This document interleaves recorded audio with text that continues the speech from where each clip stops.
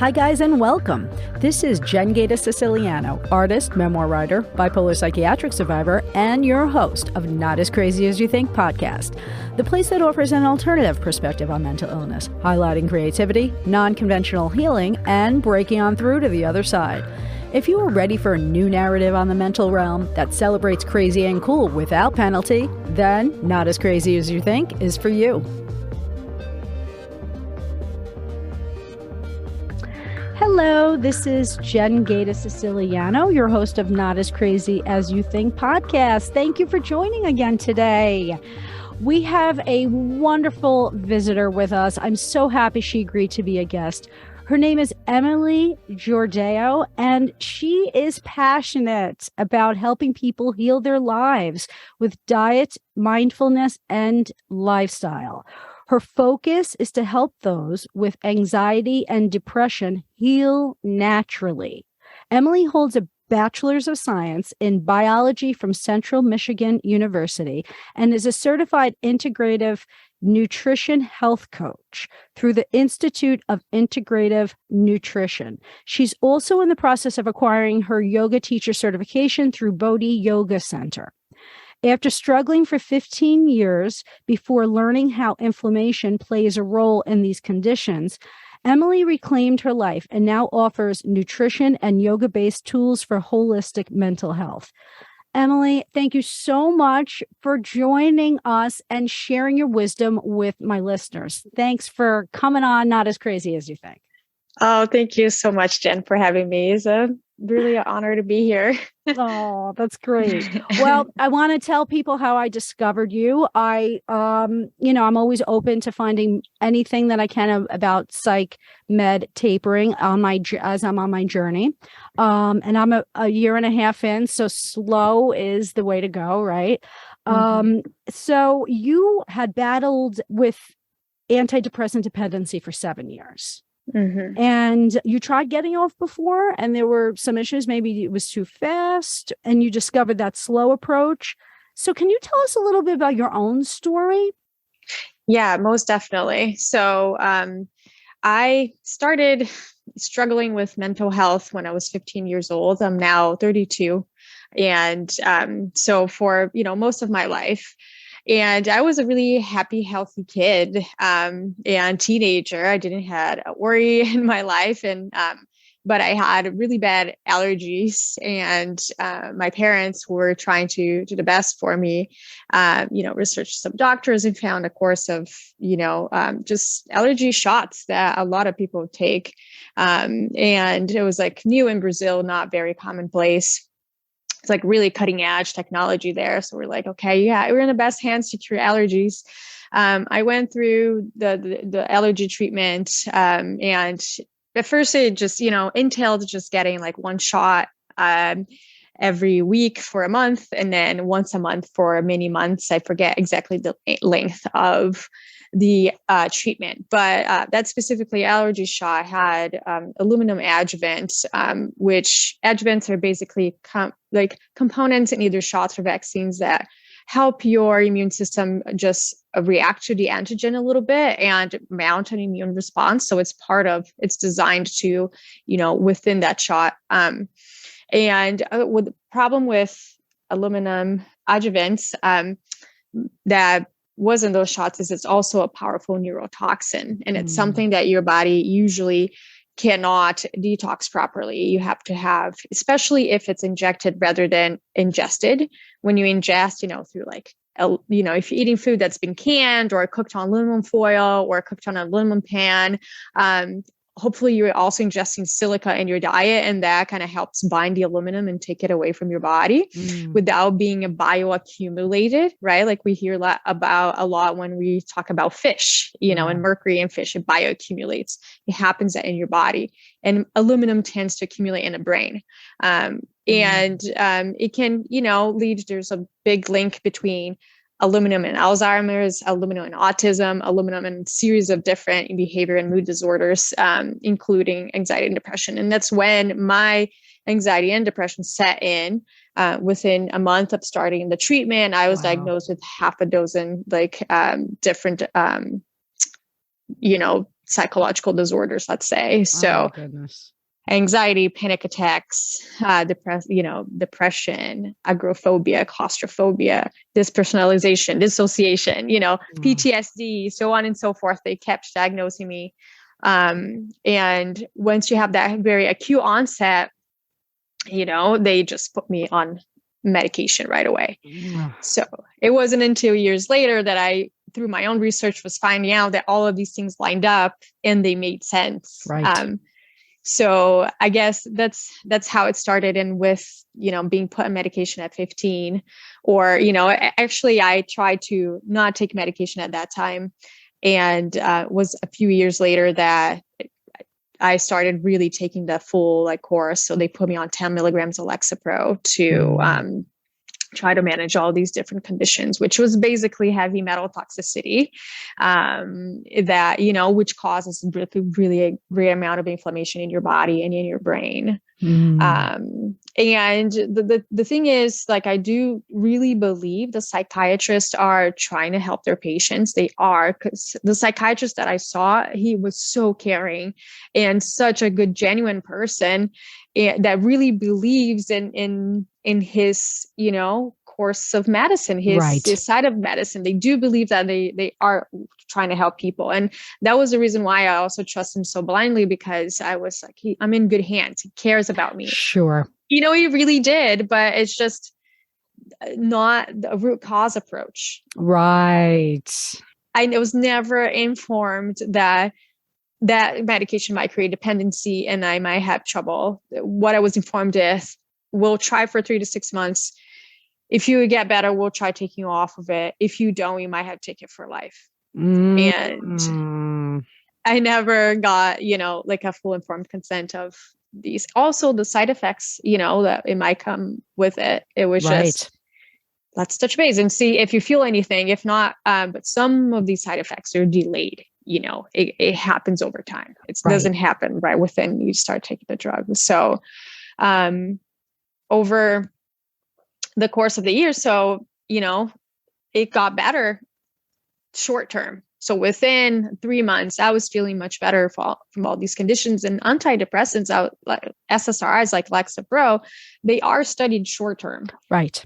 They are prescribed short term. And I really do believe it can, in a lot of cases, especially if, for example, you're trying to just get over a really bad patch. Exactly. Right. Maybe you don't have the money because it's really expensive to go to a naturopath, or maybe you don't have the time, or if you're suicidal or things, it can be a life-saving the moment, but you also need the option to know everything that is about that and what it's been researched to do, which it has not been long-term.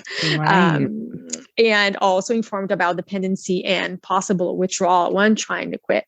I have to say, I love this narrative of yours, because you really are hitting on so many areas.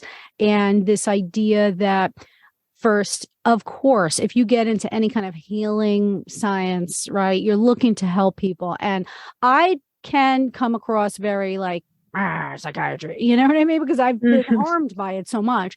But I'm very aware that the people who are getting into these fields, they do want to help. They're not out to harm people, certainly.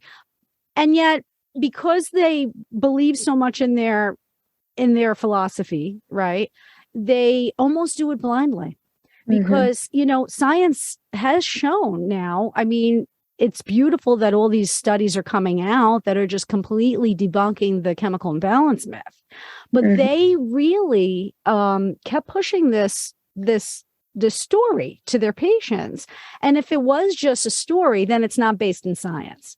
And, to put all of that weight upon, I guess their opinions or whatnot, when it's really a philosophy that's just, you have to at some point say, well, if it's a philosophy, then, what are the people experiencing who are on these meds? Is everybody happy? Is this like a foolproof choice of treatment? And it's not. As we both know, this informed consent was never part of the policy. Yeah. And, now we're finally asking for this, but it is so important, because I think most people, if they knew what these things do long-term to you, they might think twice about starting the treatment because the tapering is not part of the treatment. Doctors aren't schooled to taper. The only thing that they're doing is saying, okay, well, we're going to get you on it. Let's see how it goes, Yeah. And so there's no exit plan. And that is troubling. So my question to you in regards to all that, like, what is your advice for that first course of treatment? If somebody's struggling with something, the natural thing to do, or what people are being advised to do, is to go right away to the psychiatrist and try to, figure things out. And they think they're doing the right thing. But there's a lot of other ways that you can go first to kind of cancel out other possible functional issues. Yeah. Like, what do you advise on that? Yeah, no, that's a good question. And the first thing that I always tell people that they come, because they look at me and they're like, oh, you've been through this, what should I do? The first thing I say, like, I know this from experience, but I'm not an expert, right? I'm not a doctor so I always say that, like, full disclosure, like, I know this from my experience, but your experience might be different. So just establishing that so they know that I don't take medical advice from me. Right. Take what I say and go home and do your own research or ask your practitioners to draw the best course of action. But the first thing is that I ask before I give advice is, do you have a mental health practitioner that is part of your care team? Are you in therapy, pretty much? And to me, it doesn't really matter if you're in talk therapy, EMDR, hypnotherapy, maybe a support group that's led by a licensed therapist. That, to me, that's what matters. Like, do you have that support? And the person will say yes or no. And I'm like, if no, like, it's really important that, that's one of my first course of actions, because whatever changes you're going to make, you're going to go through like different like mind states or emotions that you need to be supported. So either if you decide to go through meds or through like natural approaches, make sure you're supported that way. And then I ask, do you have a holistic practitioner that specializes in taper on your team? And most likely they'll say no. Yeah. And that I do it to the people that join my support group. So I then sent them a package of like, this is the steps I took to find a qualified holistic practitioner. Nice. Because I can tell you the supplementation schedule, the dietary changes, the exercise and lifestyle changes that helped me, but I don't know your full story to know how you're gonna react to like these different approaches. Right. So ideally you're not following a protocol because you're following something that's bio-individualized to you. So, and that's a concept that I learned through integrative nutrition when I was going through the training, is what works for me might not work for you. One person's food is another person's poison. So I ask that, and I give those resources and my, at first, because I think those are the foundations. Yes.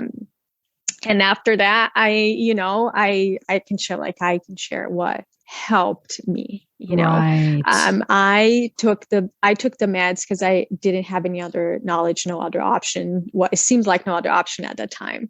And then it helped me for a short term, and it really got into the struggle from 7 to 10 years to, be able to get out of medication.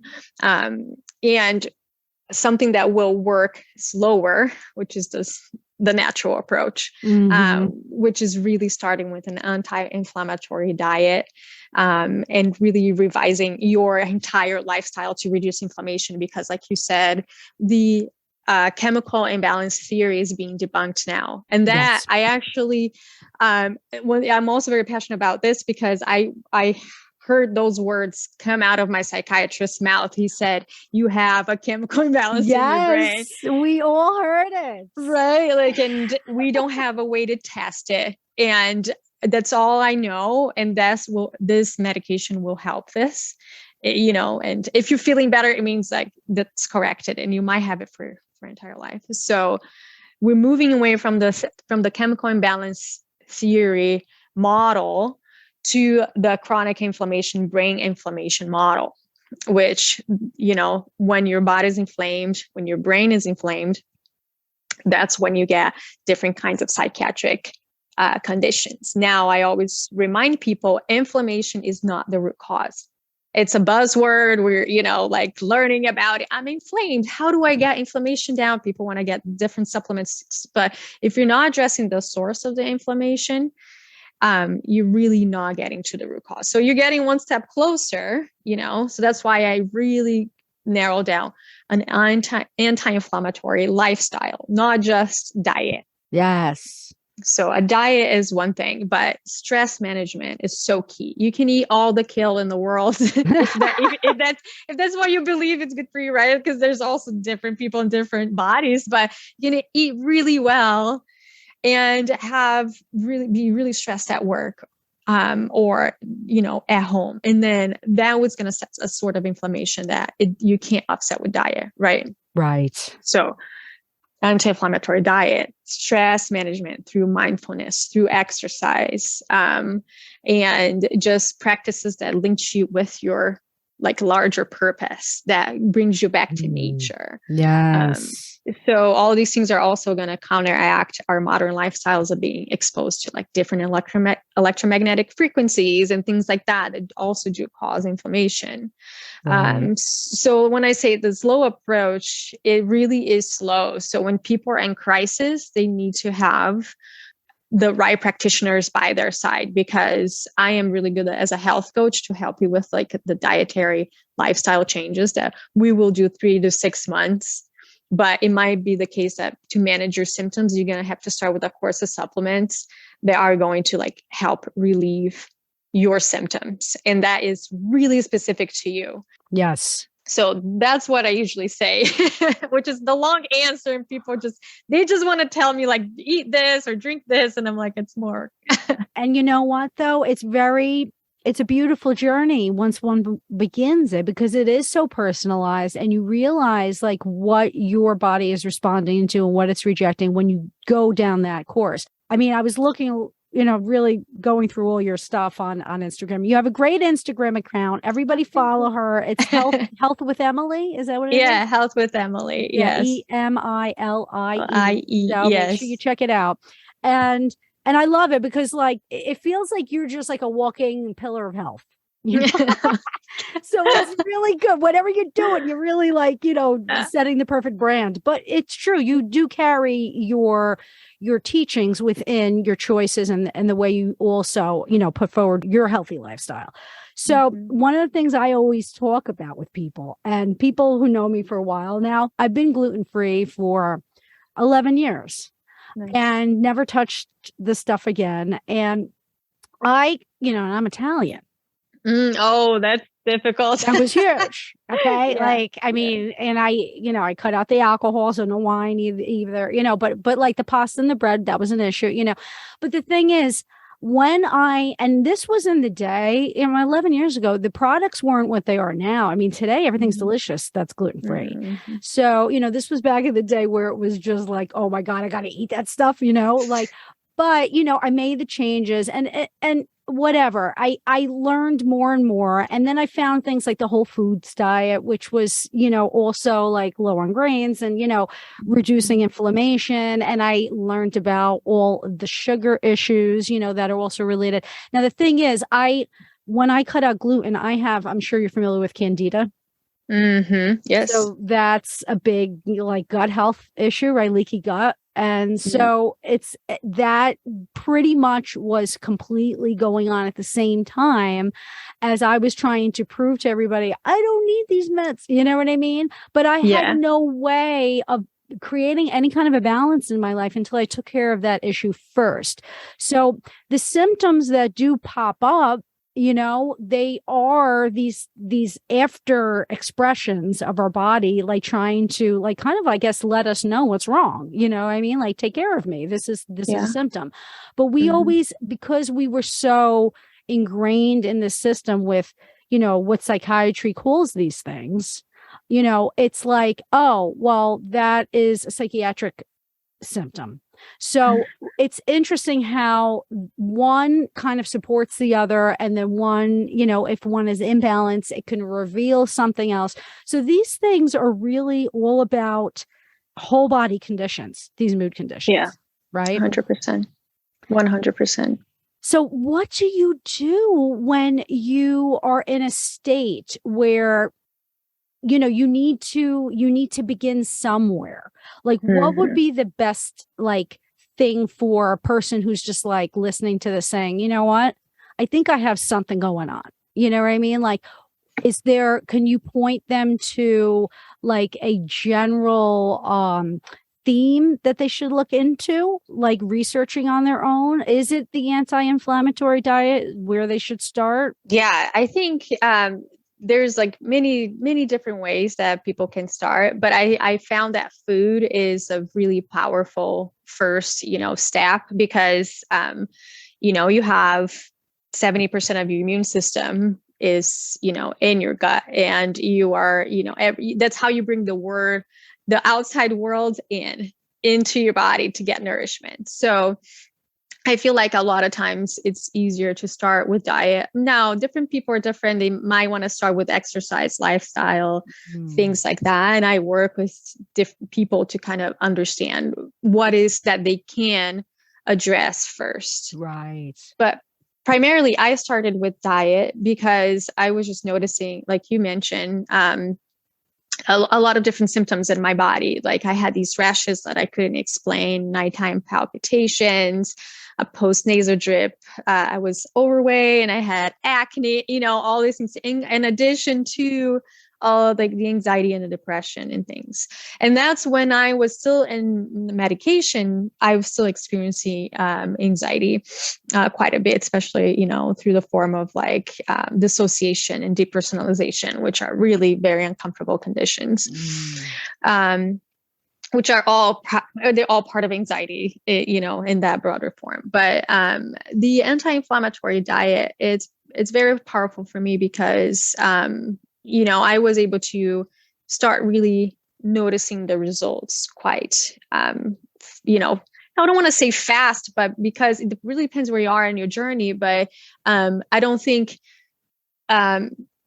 with anyone in any particular condition that starting with adjusting your diet is harmful, because there's, if you start with supplementation, you might not be taking the right stuff. If you start with like a super crazy exercise routine, you might be, adding more inflammation to your body. Right. But if you start with shifting, and there's a few basic things that I tell people, just shift from, a processed food diet that you might be eating into a whole food based diet. Now, that's the first step. I don't care if you're vegan, paleo, carnivore, what it is that there's a label on your diet or not.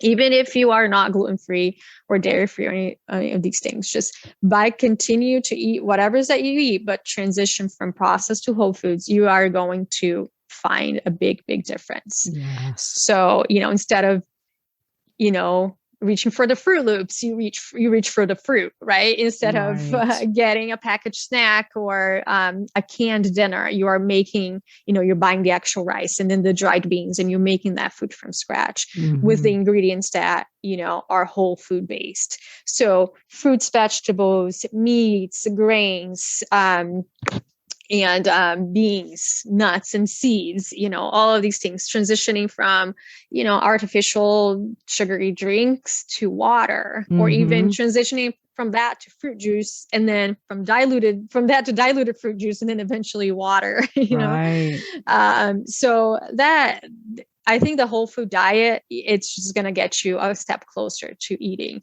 the anti-inflammatory diet. The problem is a lot of people, they're so far into the inflammatory spectrum, which is a spectrum, by the way, the inflammation spectrum from, you're healthy, you don't have any symptoms, to autoimmune disease, when, your body created an immune response to kind of, and it's attacking your own tissues. Yes. A lot of people think like, okay, one day I developed an autoimmune condition, but in reality, these conditions, they've been in the works for many, many years in your body. And then the full-blown condition of inflammation is autoimmune condition, which, by the way, there's been some theories that depression is an autoimmune condition.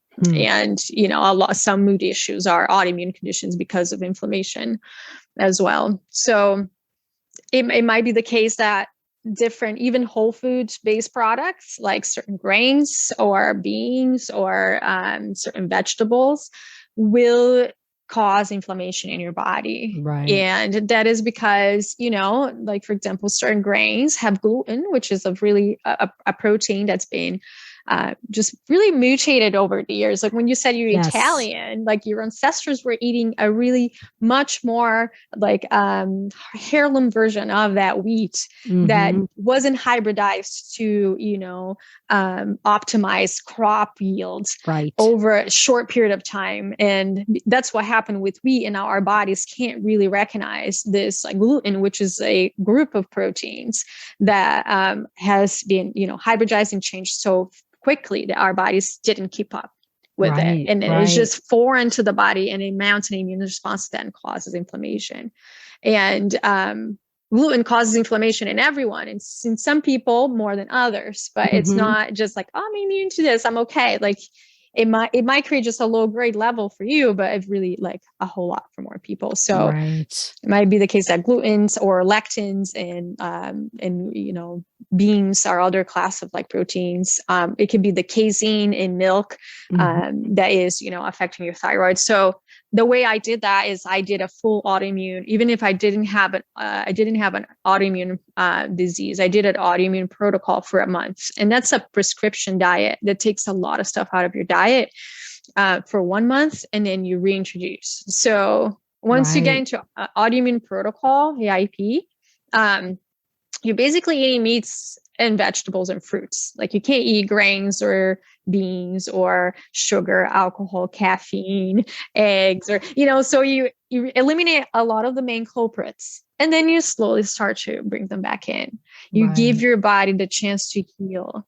And then you see so that's what I did. And it worked for me because I understand now that like gluten doesn't agree with me. A lot of dairy doesn't agree with me. I don't eat a whole lot of grains. I don't eat a lot of beans anymore. And I'm Brazilian, right? And that's rice and beans. That's all we eat every day. I don't drink coffee, alcohol, no added sugar, all of these things but that's the approach that I took. Some people might find it better to just like remove one class at a time and see if there's a different that way. I would just say with gluten, you have to wait at least 6 months with a gluten-free diet for you to really feel the difference because that's how long the inflammation from gluten can affect you. So it might be not within, you might eat gluten today and it still feel the effect 6 months from now. So I would say with gluten, give it a fair chance, make it a good experiment. But what you will find that once you cut gluten, you will cut a lot of things in your life that weren't serving you. For example, like processed treats, the donut your coworkers are bringing, and like the white slice of bread that every once in a while is not a big deal, but then you realize you eat it almost every week. So. Yeah, it is interesting. The gluten-free approach is incredible because you start realizing how much they actually put wheat into processed foods that you would never even think should or need to be in there. But it's almost like that's how they keep making money on the crop, Yeah. And why we, are now, we're not able to process this stuff. Yeah, even like things like soy sauce, granola bars, oats. Oats, a great example. Like the grain itself, it's gluten-free, but it's processed, harvested with the same machinery than wheat. And then the cross-contamination is rampant. So you can eat oats and, react to gluten. And or people do like, I'll just do a low gluten diet. I'm like, you might as well not do it at all because a little bit of gluten will still react. You still react to it. So I'm like, I just am a fan of good experiments. Just give it a fair chance. If you can commit to that. One thing that I say, it's like, you will find that the joy of having a vibrant life with like maybe no joint pain or like lower, better mood, it's going to better energy, better sleep. It's going to outweigh that croissant that you want to eat, or it's going to outweigh that eating that food. That's why I tell people, like, if you find it, it's not worth it, then you go back to it. But don't be scared of missing something so much, because what you're going to gain, it might be your whole life. You might just gain your life back and you realize it's worth it. I love the way you speak about it, because I absolutely 100% get it, feel it, understand it. I've gone through it myself. You know what I mean? Like I had lost 40 pounds when I did the gluten-free, and I was like, oh, I didn't realize that this was the problem. You know what I mean? Like I really, but it affected my digestion, and it just like every single thing, that joint pain, all this stuff that, you know, in my 30s, I shouldn't have had that going on for so long.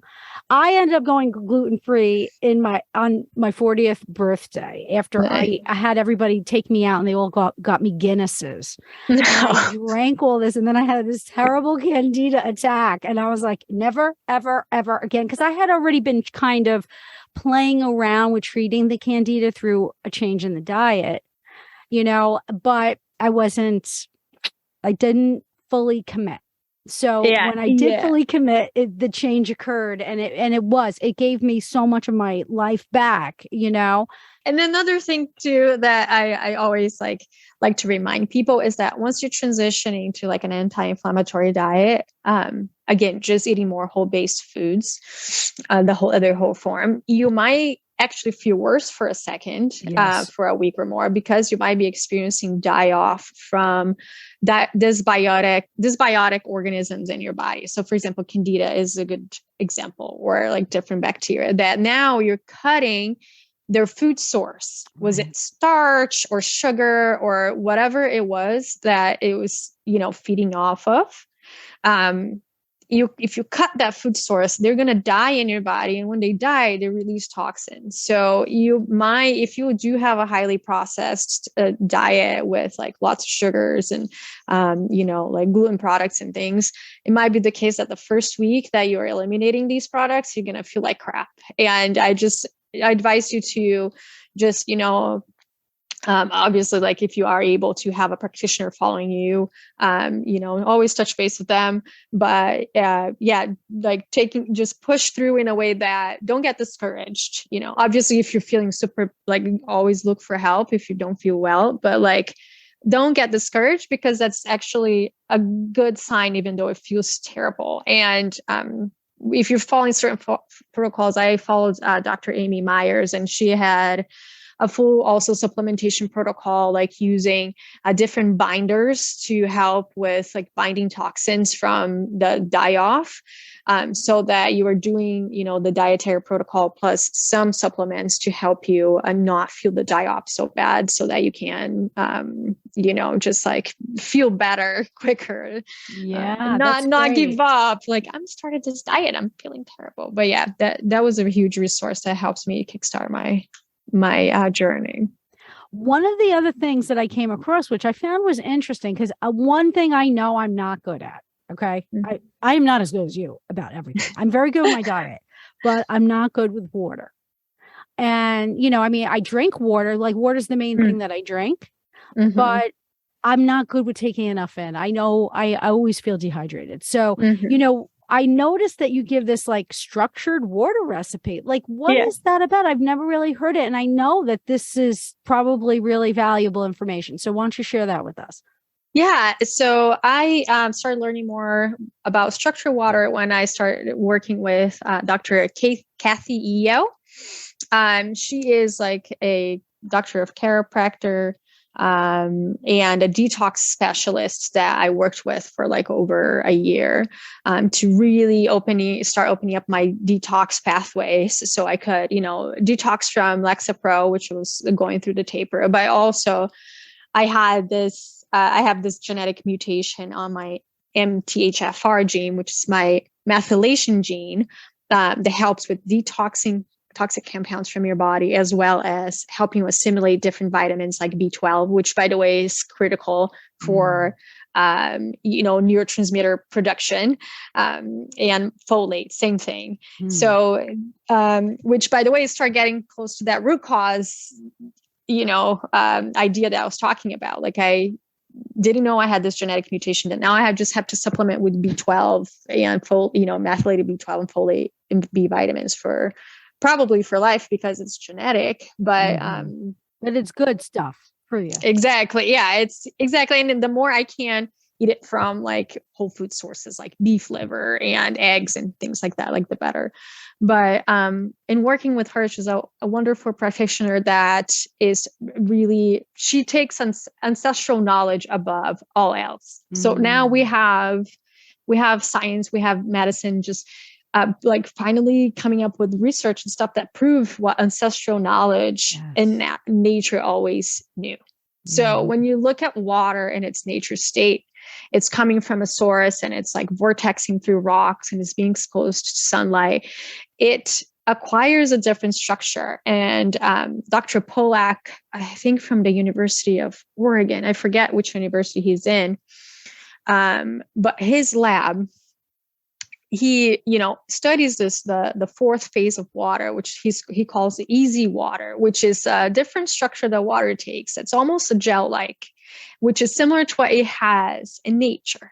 So it's not this liquid, it's almost like a gel-like structure. And that structure of the water, that's what's truly hydrating to your body. It's also been researched that if you just drink tons of plain water, like you're saying, like, I don't hydrate enough. And some people, they are hydrating too much. They're drinking this plain water that, it's either tap water or filtered. Yeah. That's actually diluting the electrolytes in their bodies, and making things even worse. Because you need electrolytes for all these different purposes, but also for electricity and that's your whole body, including your brain. That's how it communicates. So by looking at water, its natural state, also full of minerals and such, that is the water your body craves. So unfortunately, most people are drinking tap water coming from the municipal treatment systems. It's being highly chlorinated.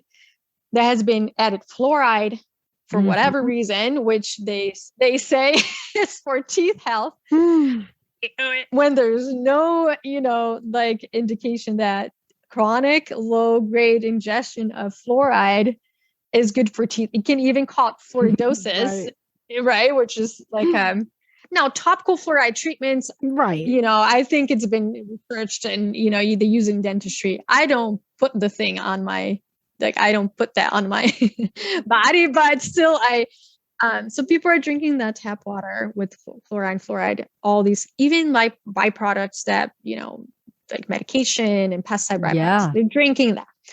The people there, and you just don't have that. It's being through copper pipes, not being exposed to like sun or vortexing or anything.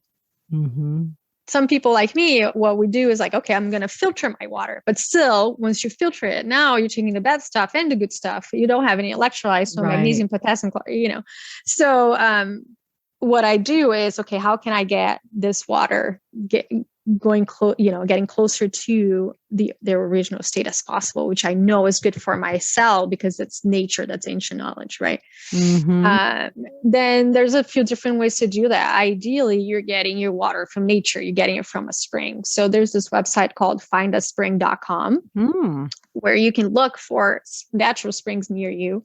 I'm very lucky in Utah. I live in Salt Lake City and we have one downtown, which is like comes from like aquifer, or in two really great sources of natural water. And I just fill up my jugs and I just make sure I drink it before like 2 weeks. In 2 weeks, I think that's when the structure kind of starts to like revert back to the H2O. So I try to drink that within a week. So that's the best water in my mind. There's other people have different views, but it's good natural water from a spring. If you don't have access to that, what you can do is you can use a good water filter, and there's many of them in the market. Like Berkey is a really good example. I use Clearly Filter in my house because they filtered both fluoride and aluminum, and aluminum is something that's important to me because of my history.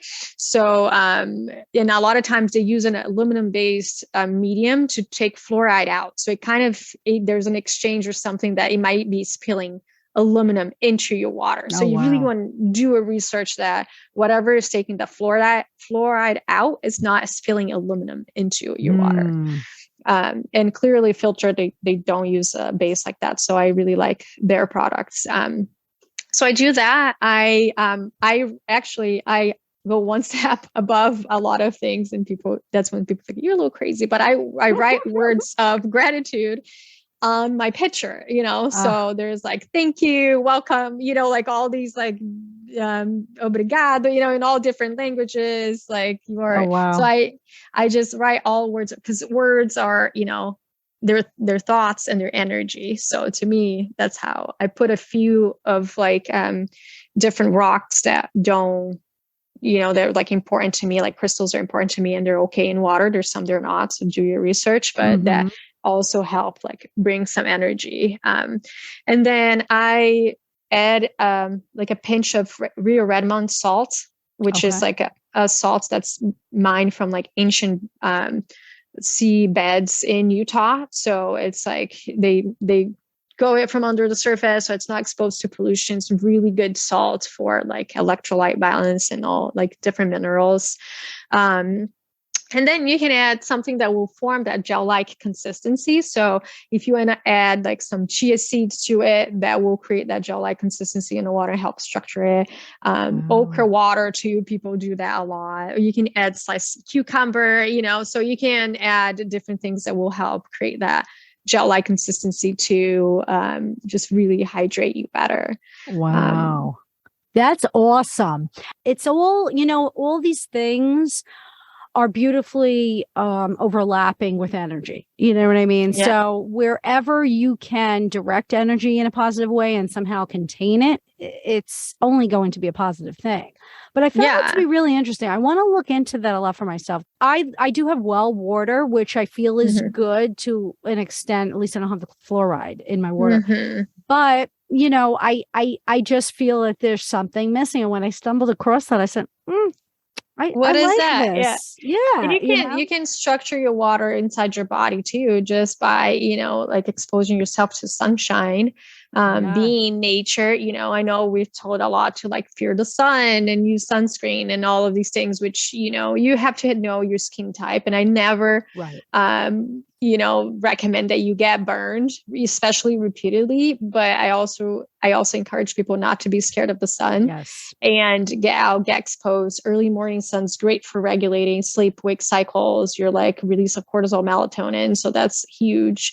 And then like midday sun for a short period of time, that's your best bet on, creating like your endogenous, like your own vitamin D, especially during the summer, because a lot of places like I'm in Utah, after a certain latitude throughout the rest of the year, you really can't produce your own D vitamins. So, and also structuring the water. That's a really good way to do that. You can also eat your water. If you eat a cucumber, an apple, an orange, the water inside fruits and vegetables are structured because they're in nature. So you can eat your hydration too. Yes. Everyone, fruits and veggies. Yeah. It's interesting that you mentioned the sleep too. And, that is a psychiatric symptom that pops up in so many areas. That was one of the things that kept putting me back into their hands, because I didn't get off the meds appropriately when I was trying to. I did it too fast. And then the sleeping issues were overwhelming. So you do mention that there are some root causes, though, to sleeping problems. So what are, and you also mentioned how melatonin, and I use melatonin, and I know it's a hormone, but as I was tapering, my psychiatrist, who was actually on board for all of like 3 months, and then she's like, no, I can't order compound liquid. I wanted the compound liquid to do it. So she couldn't do it. So I was like, all right, fine. But she said, stay on that melatonin. And because I tried to get off that too. And I noticed that I guess I am accustomed to it now. You know what I mean? But I don't want to take it in so much so that it like kind of is I can't make my own, So like, what are some of the root causes of sleeping problems that you come across, and maybe some different types of supplements to consider for that? Yeah, no, that's a really good question. And I think like sleep problem, like the mood issues are also full body conditions. So there could be a series of like different, but I just found that toxicity is a big one in whatever shape or form it's coming into your body. So if it's heavy metal toxicity or if it's mold, it's, or if it's food that you're ingesting like pesticide, if you're just eating conventional or through like a highly processed diet, when your detox organs, named mainly your liver, gallbladder, you also have your kidneys and skin, but mainly your liver, when it starts to stay more stagnant, you will see that we'll probably fall asleep, and within 1 or 3 hours, you're gonna wake up. And then you might continue to wake up throughout the night and have so a stagnant liver, I found, in my own experience and a lot of people, to be a big root cause of problems. Now, for sleep problems, stealth infections are huge too, because that also overwhelms the liver and a whole. So if you have, for example, I battle with H. pylori, chronic infection of H. pylori, or if you have candida, or if you have, Bartonella, different bugs like that that are not, right now, like you can't tell I have H. pylori, right? But it's like here, and I've been tested for it, and I know I have it, and I have symptoms here and there. But when I had a flare up, that's when my sleep got completely disturbed. So that's another one.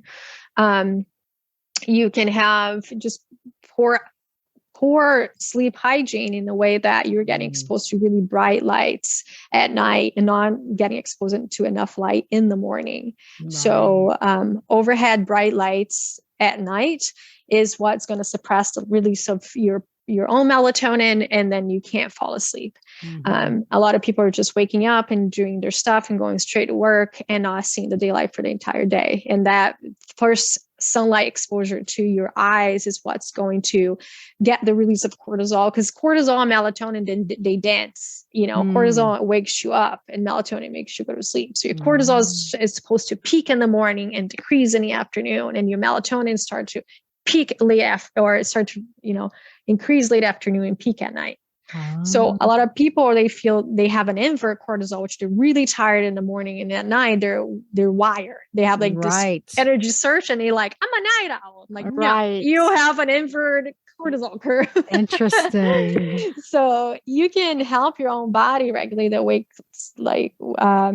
sleep-wake system or cycle by, start up to avoid overhead bright lights at night, maybe after sunset. It's a good, because in different places, different latitudes, the sun sets at different times. So if it's a good rule of thumb, after sunset, try to avoid overlap bright lights. The way I did that now, I'm really getting used to getting myself around in the dark. That's one. I installed, just lamps with really warm light bulbs in them. So that's what I do. So if you have overhead, that's overhead bright. So overhead LED, that's the worst kind, for your melatonin. But if you have lamps with warm lights around, just ambient light, or if it's lower to the ground, that is not going to impact your melatonin as much. Wow. So just, I got myself blue light blockers, because even though people are like, don't watch TV right before going to bed, I always find myself watching TV right before going to bed. That's how I wind down. And it's really hard. I'm like, I can't just cut everything. So you just have to pick, I turn my TV brightness too low, and I put my blue blockers, Nice.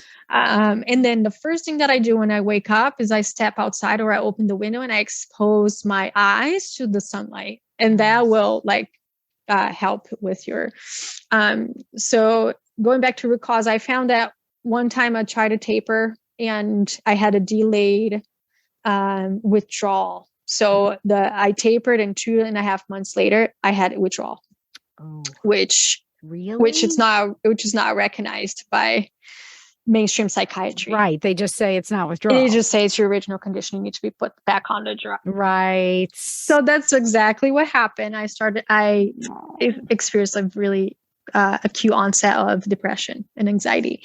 And they were like, you need to go back on the drug. And then that first week, I had 0 Lexapro for 2 months, and then they put me back on 10 milligrams, and I just couldn't sleep for the life of me. And it was like electricity going through my body, And it was really, really brutal. And then they like, okay, to sleep now, you can take Xanax. I'm like, this is what they do. I'm like, what's going on? So that's when I found, I'm like, okay, so there's an order for things. Like, there's the prescription Xanax for sleep. And then below that, in my mind, there's like the over-the-counter stuff, which is probably like some sort of antihistamine, right? Mm-hmm. Not some of them are non-habit forming. Okay. Below that, there's melatonin. Mm-hmm. And then below that, in terms of risk, I'm saying, or even, cause for dependence. And then below that, I have other supplements and then lifestyle changes. The lifestyle changes are going to take months. And when I'm in crisis, I need something that acts faster, right? Right. So to me, that's when I reach for melatonin. It's on these times where I'm like, I need extra support and I don't want to go to pharmaceuticals. Like I'm going to go to the supplement that I know it's not ideal long-term, but right now, this is what I need. So giving yourself that support that you need when you do. And if it's too bad, I'm like, I'm popping a Xanax, like I can't just like suffer so much, especially if your support systems aren't in place. Yeah. So in terms of supplements for sleep, I always say the best supplement is that it's addressing the root cause. So if you're doing that as well, there's also no shame in like finding extra support through supplementation will hopefully get you there faster. But a combination of L-theanine and GABA and magnesium has helped me a lot. And might help different people, it might not, but I just find that like these three supplements are being really key. And, herbal medicine to me is so key in form of maybe teas or tinctures. So lemon balm, lavender, anything that agrees with you in terms of like soothing herbs. I just say chamomile it's good, but it's also highly diuretic. So if you're waking up in the middle of the night to go pee because you drink chamomile tea, then maybe you want to stay away from that one. Yeah, because then it's hard to get back to sleep, right? and then you interrupt your sleep other ways. So that's usually what I recommend to people, and some of the root causes, but there's so many to explore. Well, it is an interesting thing because I ended up getting a new day job, in April. And I was one of these, I'm a night owl. You know what I mean? And that was always like a problem because it was like, all right, I guess I have to just stay on the meds until I can figure out a way to get over this, me needing to be a night owl because I'm an artist. So it's like, I'm going to start work at like 2:00 in the morning. Like that did not serve me. So when I finally committed to doing the withdrawal, I said, I absolutely need to work on sleep hygiene. So it took a long time, and it's not just since April, but April pushed it over the top as first priority because I have to drive like an hour and a half to get into the city to teach, you know what I mean? Like in the morning. So it's like, oh my gosh. So anyway, I am at a stage where I could finally say that I figured it out for myself. And it is such a nice thing to figure it out, to identify an issue, and say, well, this is where I'm weak. Instead of just saying, well, that's my bipolar, you know what I mean? Like it's not these, and just to go back to psychiatry for a moment, we both know that these labels that a lot of these things are, all of these symptoms are like kind of squeezed into, a lot of these are arbitrary. And there's social implications to a lot of these things. And, the roots of, the DSM had homosexuality as a mental disorder only up until like 1973. So, this is the manual, and so I'm hoping as we continue to go out there and continue to share with people different views on these things, that it's going to change, more and more people will question more. Now, one of the other things that I have found, and maybe you've come across this a little bit in your tapering group or in your journey, up until like recently, there was a stigma about mental illness, but I feel like within the last few years, the stigma has lessened because people realize, wait, everyone's got it. You know what I mean? Like something, everybody's got something. So that was a cool thing. But then I started seeing, that was my cue to say, okay, it's time to start tapering now after 27 years. But the thing is, it was like I started noticing that there's a stigma associated with people who are trying to taper. So I don't take it like personally, like, oh, it's against me personally, but I feel like, there's this sense of make sure you stay on those meds because they've helped you this whole time. This institution is just so, I feel, it has a lot of, advocates. And so when you try to step away and do something that is definitely, I'm not going to say possibly, definitely more healthy for you. You don't want to, I look at the older people in my family. The people who are doing best are the ones who have the least amount of medication in them. So you want to, if the doctor is going to say, well, you can do this or you can take this med, it's always best to try to have a med light lifestyle. You know what I mean? Because it's a long-term accumulation. So, I have come across that there's a lot of, resistance against the beginning of the process. And I truly believe it's only because so much of the industry, the mental health industry is, a pro-pharmaceutical approach. Have you come across this similar thing that people who are trying to get off, they don't have help from not only their doctors, but their family as well? Oh, 100%, 100%. I just want to touch the point that like this whole thing, like, don't be ashamed of your meds, and which I don't think people should be, but they should also realize that is big pharma propaganda to like keep you in that loop of, don't be so it's a slogan, the same slogan that kind of advertise neurotransmitter imbalance. Yes. It's very similar propaganda. So it's like good to be aware of that. Yes. At the same time, people should never feel ashamed of any choice that they're making to try to survive. Right. So if you're trying to survive, you're making a choice. I really don't care if, what it is, you're doing your best, because ideally you wouldn't have to be in that situation. Right. And I think there needs to be more of this compassion of like, if you're taking a natural approach or if you take a pharmaceutical approach, your story matters. You're still going through a hard time. Like you are, you're like, whatever you're going through is valid, and we see you for who you are. And there's no shame in here. Unfortunately, especially the pandemic, people get really polarized about, if you're not doing this thing, then that means that you're absolutely crazy. And, and it gets into even a political discourse. Yeah. But I guess I've come across that in my life, especially because when we started taper, you might feel withdrawal, which means that you will get worse before you get better. Yeah. In which case people will doubt you, and you're going to start doubting yourself. They're going to look at you and saying, why are you doing this? Against you? Didn't your doctor, psychiatrist say, you MD, your quote unquote real doctors are telling you that you should stay, and you're following maybe a naturopath or a functional medicine specialist or an integrative psychiatrist. And they're like, this is not the norm. So I'm scared for you. Right. I got a lot of that. I had people living in my house. I had that were like that relationships. And it took when you're going through taper and you have people in your life doubting you, it's, I'm there with you, because that happened to me. And I think that happens to most people. They don't want to see you suffer. And it comes a lot of time from a place of caring. Yeah.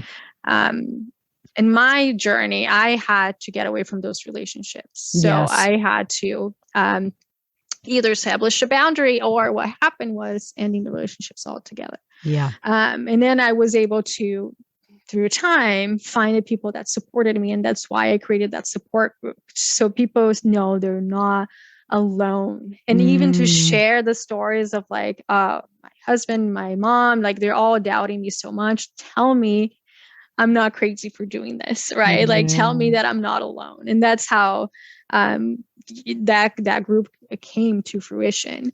But it's there. And I don't think that people should be ashamed for any choice they do when it comes to their health. Right. As long as they have all the information, like the information they need to make a good choice for themselves. Right. Well, that's one of the pushes why we both agree that there should be informed consent, because unfortunately, they're not given the full picture.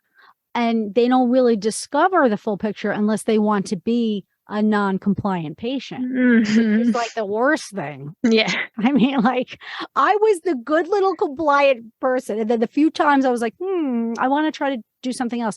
It was like, that was it. I became the beast in, in their minds. So it is very difficult. And I am 100% behind you and also supporting that point that bottom line is, if you're not feeling well, you need to take care of yourself. So if that is the course that you've chosen for now, know that there is a day that you may be able to take that tapering process as well, but definitely the idea is to get yourself out of crisis. I mean, because crisis can lead to terrible consequences. Outcomes. Yeah, absolutely.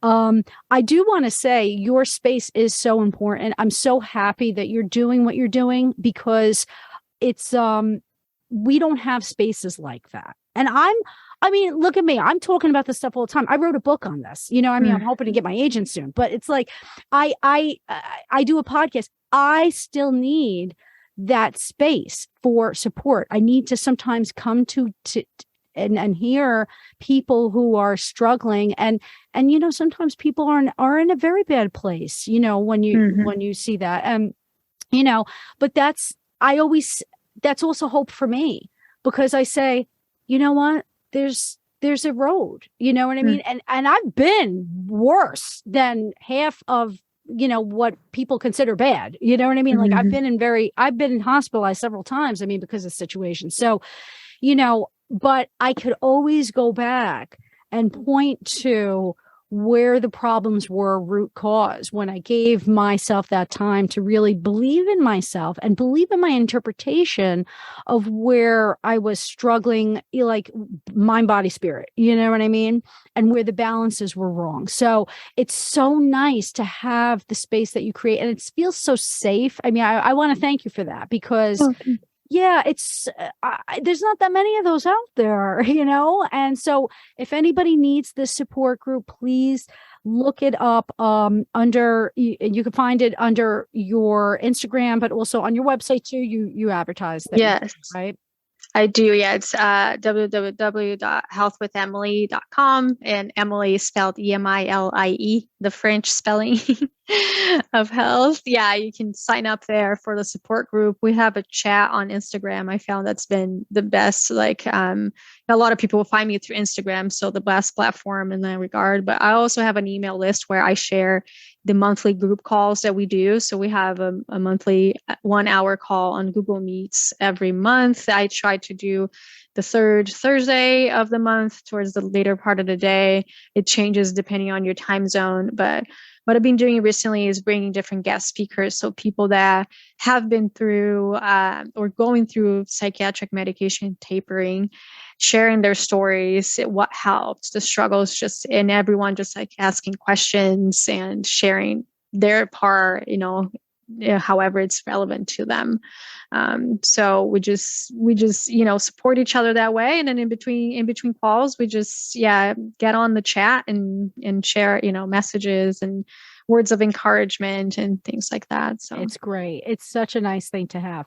You also have a yoga series for anxiety and depression. Why don't you tell us a little bit about that? How is that? Is that new that you're putting out there? Yes, it is. I started maybe in July. So there's a different set of Fridays. So I have it on my Instagram too. It's listed all the dates that I set up for that. But we get emotions and different, traumatic experiences stored in our body. So in case of anxiety and depression, there's a lot related to like your shoulder, neck area, your solar plexus area, hips. So the yoga because I also studied yoga and I'm a 200-hour certified yoga instructor, I try to, get into more holistic ways of managing that. And I felt that over the years, I am really in my head when it comes to, especially depression, because it starts to lie to you and tell you that you're not worth it, that, nothing matters. You don't have motivation. And the only way, I couldn't think my way out of it. I couldn't think my way into motivation. And the only one to get out of that state into a more aligned state is through movement. So yoga, dancing. And that's what I try to like bring to people. Like if you're stuck in a certain emotional state, you have to move your way out or move your way into another one. So my yoga series, they're just, short 30 to 45 minute yoga sequences that are designed to relieve anxiety and depression. I'm working on, each Friday is a different sequence, but in the end, you will have maybe hour or like hour and a half practice where you can tie all these sequences together on your own. And I will make it available through a portal on my website. So I'm working on that. Just so it's another resource that people can have when, these like feelings, because once you're going through taper, you will, you might have different physical symptoms, but in my case, it was very mental. It really, really did look like my original conditions. So, and what caused me to go on a med in the first place. So I found it super important to support myself with yoga and meditation, breath work. And those are all the things that are included in the yoga great. classes. I have to show up. I have to show up to this. I have to definitely check it out because I'd love to have you there. Yeah, it's wonderful. And I want to go back to just that one last point, because I know this. I don't want to come across as a person who's attacking people who went into a medical field.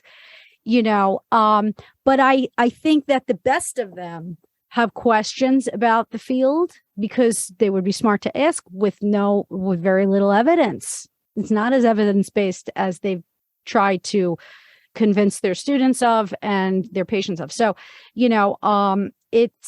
it's a good thing that change is coming, because holistic psychiatry is a wonderful field that they do explore functional medicine and what the root causes are. So, it's not to say that somebody can't transition over to a more holistic viewpoint, but let's face it. I mean, that over compartmentalization of things has harmed what our understanding of the mind, and how to treat these things that come up.